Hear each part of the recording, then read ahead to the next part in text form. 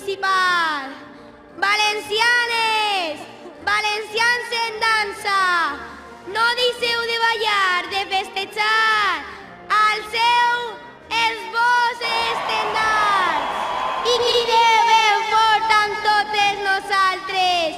Ja estem en falles! Visca València i visquen les falles!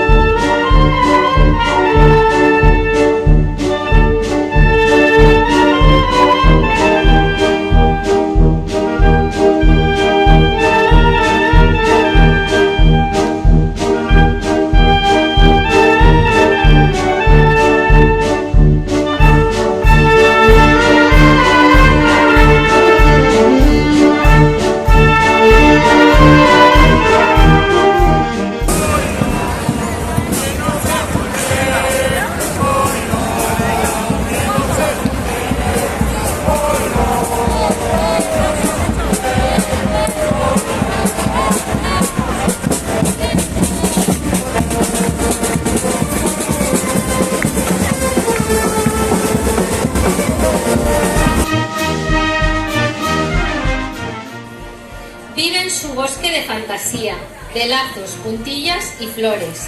No hay gris en su día a día porque todo su mundo es de colores.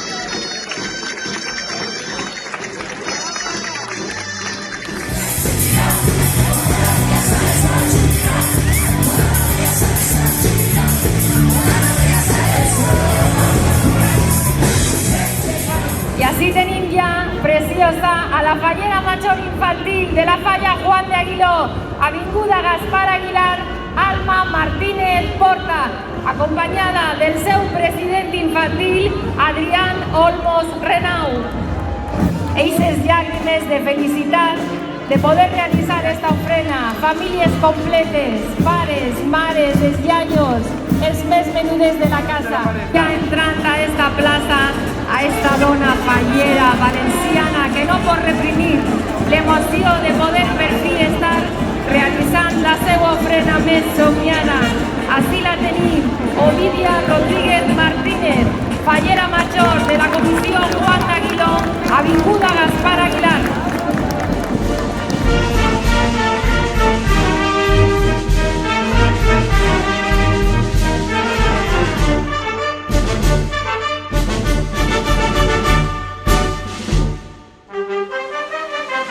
Thank you.